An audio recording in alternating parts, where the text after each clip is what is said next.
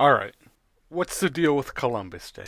And why do I say that its origins are so dark and mysterious? Well, it's the story of America's heavily forgotten chapter of racism against Italians, the prevention of a possible war, both surrounding the tale of the largest mass lynching in my country's history. I didn't even know this video would even be that serious when I got into it. I just heard that Columbus Day was used to stop a potential war, and I thought it was really interesting.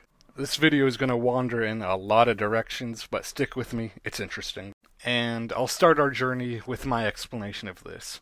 Now, I'm sure when I said the phrase racism against Italians, a few of you found that surprising. And to be fair, with my Floridian high school education, I don't really recall it being mentioned outside of maybe it existing, which isn't really much, but I'm not sure. I only really learned about this through my own out-of-school interest and also some stories I heard from my grandma. This ain't really the kind of thing I'd expect you to be super familiar with, so if you're not, let me break it down for you. In order to keep it simplified, I kinda isolate it down to three factors. Protestant versus Catholic, allegations of bringing crime over, and the general racist kind of stuff you hear. First, the religious issue, which is actually a lot less theological and more about who your loyalties lie with. The established Protestant population would have been considered a lot more patriotic and loyal to the country, and in contrast to that, the Italian immigrants, who were primarily Roman Catholic, would have been assumed to be more loyal to the Pope.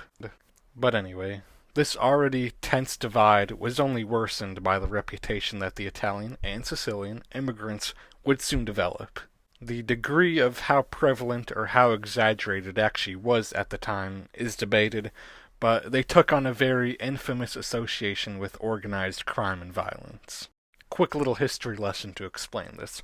Following the unification of Italy in 1861, the living conditions there were not ideal.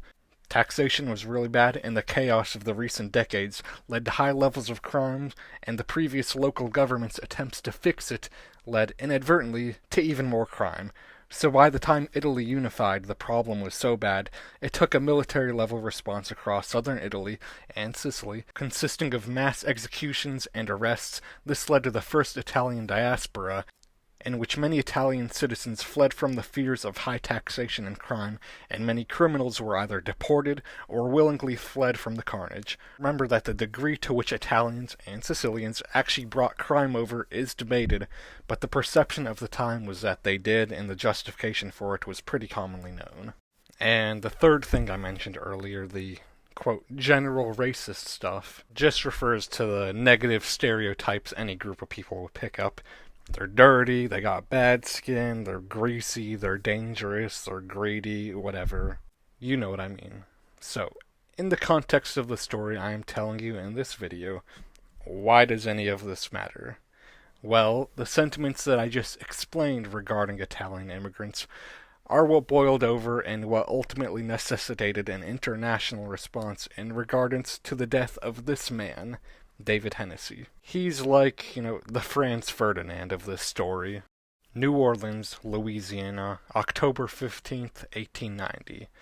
David C. Hennessy, the presiding police chief of the city, well regarded among the citizens, locally famous and infamous for a few things, was walking home after eating dinner with one of his fellow policemen, and amidst that dark and foggy night, as he reached the intersection of Girard Street and Basin Street, shotgun fire filled the air, from which he suffered multiple wounds, but despite that he managed to return fire, causing his assassins to flee.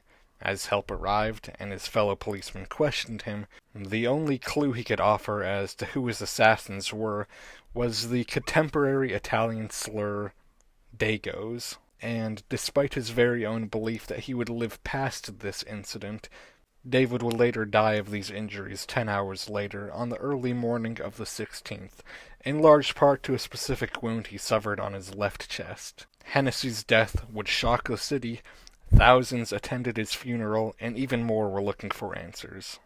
And following this whole incident, the mayor of New Orleans, Joseph Shakespeare, and yes, every time I read his name during this case, I got immediately taken out of it. Anyway, he ordered the city's police to, quote, arrest every Italian you come across if necessary.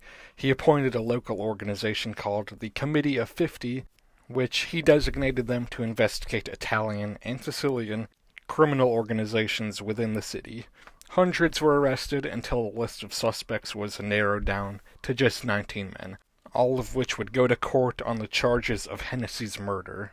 Even being aware of the racist sentiments they may have had, at first mention that sounds pretty extreme, which, despite the info I'm about to give you, I still think it was, but there is some backstory to all of this. I debated for a long time on how much of this to really keep in, because I really just want to get to the Columbus Day stuff, so I tried to thin it down a bit. So, here's my brief history of the tensions between two Italian business or crime families and their relationships with the soon-to-die David Hennessy, and some of his backstory too. Let me introduce you to two families. On one side, the Matrangas, and on the other, the Provenzanos. They both do engage in their fair share of illicit endeavors, but a big piece of revenue for the Provenzanos is unloading fruits at the local docks. And simultaneously, the Matrangas, they're getting some of their businesses kind of cracked down on by the local police. Wanting to get a bit more secure of a source of money, the Matrangas start competing with the Provenzanos. They're able to secure some contracts, and by 1890, they're doing the majority of the work at the docks. And after this business success, during a routine transport within the city, a shootout would occur and multiple of the Matrangas would be injured. Initially, they were silent about who their adversaries might have been, but in time, they would accuse the Provenzanos, to which 6 of them would eventually be convicted in June of that year. David Hennessy, who in these previous years had been trying to kinda mediate the tensions between these two families, and also being a friend of the Provenzanos, was unhappy with these results. To give you some backstory on his life, which I think will become relevant later, he potentially had a lot of enemies. The thing that kinda gave him some local fame at the time was, 1, the arrest of an at the time notorious Italian fugitive, and 2, him killing a rival cop, which got ruled as a self-defense. He left the police force for a few years, got rehired back by the Joseph Shakespeare guy, under the premise that he would both cut down the size of the police force and be tougher on crime simultaneously. Back to the court case with the Provenzanos, Hennessy observed that a key witness to the trial was murdered right before he testified, and he also reportedly expressed an interest that the case was riddled with perjury. A retrial for the case was set to October 22nd on his request, and he himself said he had evidence that he would bring to the stand. And if you remember the date I gave you earlier, he was shot on October 15th, a week before he would stand trial on this case. And after that, the sequence of events plays out as I laid them out earlier, with those 19 arrested men I referenced earlier being the Matrangas and their close associates. And at this point in the story, there are kind of 2 main questions. 1, did the Provenzanos start this whole thing with the murder they were accused of? And 2, did the Matrangas actually kill Hennessy? The first one I'll answer here and say, honestly, I don't know. I feel like if I dove a bit more into the history of the families, I could probably give you a better guess. So I have to stress that this is a very simplified portrayal of the story and its characters. There is so much weird lore here about how the mob works, stories about racist paramilitary groups, weird things about political corruption, and just so much other strange stuff. As I said earlier, I just want to get to Columbus Day, man. So my point is, right now, for what I needed to do in this video, I do not know anything for sure, but I believe there's some answers out there. Anyway, returning back to the proceedings after Hennessy's death, the trial, which was in late February of 1981, this case very quickly ballooned in importance and coverage. Of the 19 Italians arrested, 9 of which, the ones most suspected of being the ringleaders of all this, would be the first to stand trial. I'll spare you a lot of the other complications of the trial and highlight these 2 points. First is that this was honestly bigger than just a trial. There was a lot of narratives of white versus Italian and crime versus order. And second is that there was a lot of questionable witnesses brought up during these testimonies, which the jury never took too seriously, and that there was allegedly a lot of coercion or threat on behalf of the Matrengas. Continuing on, once the verdict reached the populace, it didn't go over very well. Of the 9 men standing trial, 6 of them were acquitted, and the remaining 3 were given a mistrial, on the basis that although the circumstantial evidence against the Matrengas and their company are troubling, there was nothing concrete according to the jury. You can't properly identify someone from the distance Hennessy was at in the drizzling dark. There were not any fully reliable witnesses. Everyone had at least a passable alibi, and the prosecution didn't bring forward certain potential witnesses. Me personally, with the knowledge I have in hindsight, I'm still just as stuck as the jury. Yeah, I can't ascertain any concrete evidence either, but for the circumstantial evidence and motive, it appears so obvious, but at the same time, Hennessy had a lot of potential enemies. To again summarize what I said earlier, he had previously interfered with other criminal enterprises, he had previously killed another cop, and by becoming police chief, he intended to cut down on the size of the police, which means some people are losing jobs, and he intended to be tough on crime, which, criminals generally don't like.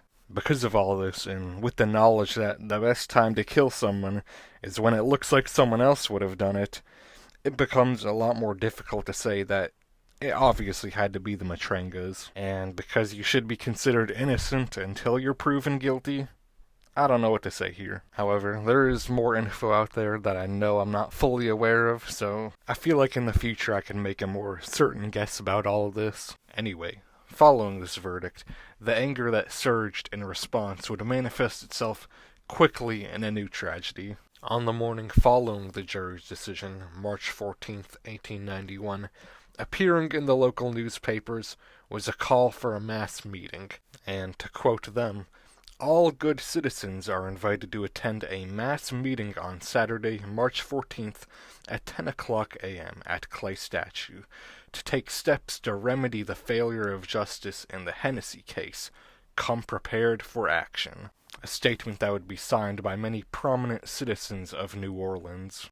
The tragedy that happened next is something I'll try to cover with a bit of brevity, but also in a respectful way to those who died. Be aware that this is a very simplified explanation of what happened. Online you can find what I would pretty much call whole play-by-play breakdowns of the events that occurred, but for this video I prefer to just summarize it all, so here you go. That morning, in line with the instructions in the newspaper, an angry crowd had formed, numbering from what I've heard anywhere between 6,000 and 20,000. The crowd was riled up by the prominent local W.S. Parkerson, a member of the Committee of 50 and a respected attorney and politician. He directed the force towards the New Orleans Parish Prison, which was considerably underprepared for this. And also, I'm pretty sure, this is the same prison that hundreds of inmates suddenly went unaccounted for during the Katrina disaster. Anyway, at 8:30 earlier that morning, the sheriff had left the prison under the presumption that nobody was actually going to come there and the drama was all overblown, even though this was before the meeting time, which left the second-in-command, Captain Davis, in charge. The prison itself was all very secure besides, this tiny little wooden door that was hidden on one of the sides. Captain Davis would send both phone calls and runners for his superior, but for the duration of this tragedy, he would be left to make his own decisions. Upon learning that the lynch party was definitely coming, he ordered for a barricade to be built at that wooden door, and by the pleas of the Italian inmates, who originally actually asked to be given weapons, but he compromised with them, and just ordered all the other prisoners to their cells, and gave the Italians access to the women's wing of the prison, a place that in their minds people would have been less likely to look, and he let them fend for themselves. Once the mob had arrived, the block was surrounded by angry citizens, who, upon being denied entry into the main gate, made efficient work of the side entrance, and after breaking all the way through, the stationed guard supposedly conceded and gave them the necessary keys to look throughout the rest of the prison. Despite many thousands actually attending, most of the people there were functionally cheerleaders to a small selection of armed people actually doing the work. First was a group of people stationed outside each possible exit, in case any of the Italians attempted to escape, and second was the group that was basically a kill squad. What transpired next was, as best as I can describe, a life and death game of hide and seek. I'll spare you most of the details. Like I said, you can find whole play-by-plays on the events that occurred. But after the prisoners had dispersed themselves, hiding in places like dog houses, trash cans, under mattresses, and a larger group that was hiding in the upstairs of the women's block, 11 out of these 19 men, Antonio Bagnetto, James Caruso, Loreto Comitz, Rocco Garassi, Joseph P. Macheca, Antonio Marchesi, Pietro Monasterio, Emanuele Polizzi, Frank Romero, Antonio Scafidi, and Charles Traina would die. 9 of those deaths either by beating or gunshot, and especially that collection up in the women's cells, and the remaining 2 would be hung for the entertainment of the crowd. One of them, Antonio Bagnetto, can be assumed to already have been dead before he was strung up, but the other, Emanuele Polizzi, if you read his account, it is especially tragic. All of these men, despite whatever they were accused of, and if they actually did it, rest in peace to them. And this is the largest recording of lynching in United States history, an often forgotten story, in my opinion, and it doesn't really need to be stated how bad it is. But, what does any of this story have to do with Columbus Day, the hook I used for this video? The story of how all of that relates to Columbus Day begins in the final hours before this incident even happened. The Italian consul of New Orleans, Pascal Corte, if I got that right, after seeing the call to action in the newspapers, attempted to petition both the mayor of New Orleans, the Shakespeare guy, and the governor of the state to prevent the meeting. But his alarms were dismissed, and after the lynching, he sent a message to Italy's head ambassador of the U.S., saying this: "Mob led by members of Committee of 50 took possession of jail, killed 11 prisoners, 3 Italians, others naturalized. I hold mayor responsible. Fear further murders. I am also in great danger. Reports follow." Following that, both the head ambassador and Prime Minister of Italy would meet with the U.S. Secretary of State and demand that both the lynch leaders be prosecuted and the victims' families be compensated. And I'm not sure...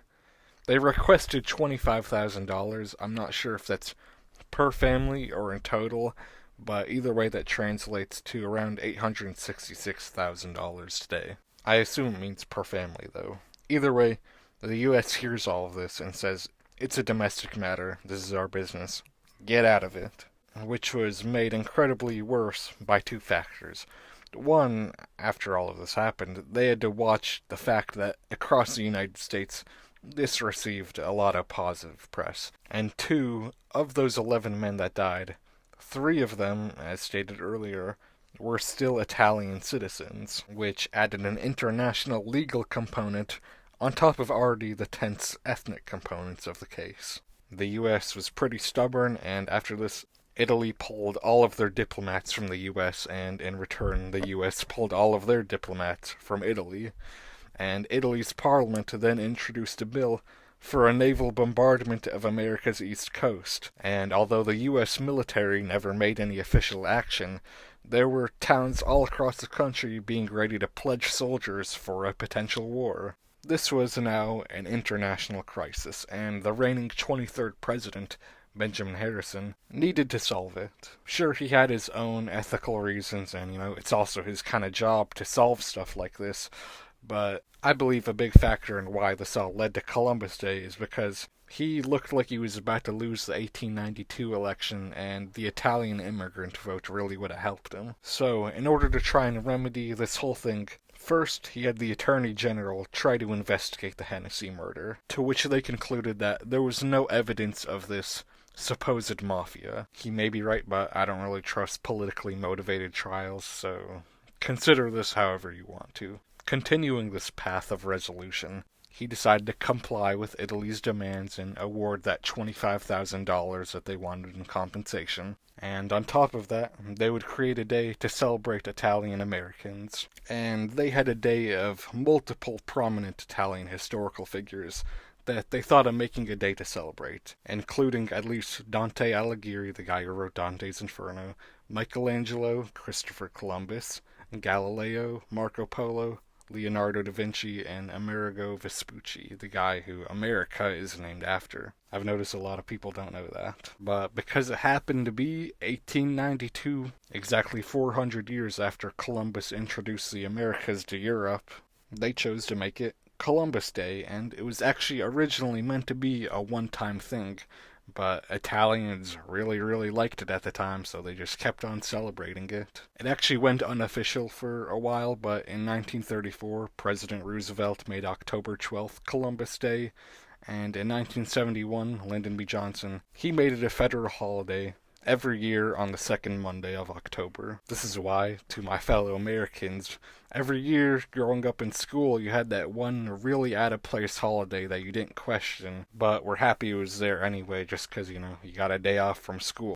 Okay, that there is the story and circumstances I wanted to tell surrounding the dark and surprising origins of Columbus Day, but I actually do have a little bit more I want to talk about, and it's that in real life, I'm the only person I know who knows this story right now, and growing up, everyone I know kind of had a similar confusion onto why Columbus Day existed, which has only been made worse by the complete degradation of Christopher Columbus's reputation as I've grown up, which to me has made it kind of appear that this holiday is on its way out, which I have a lot of feelings on now.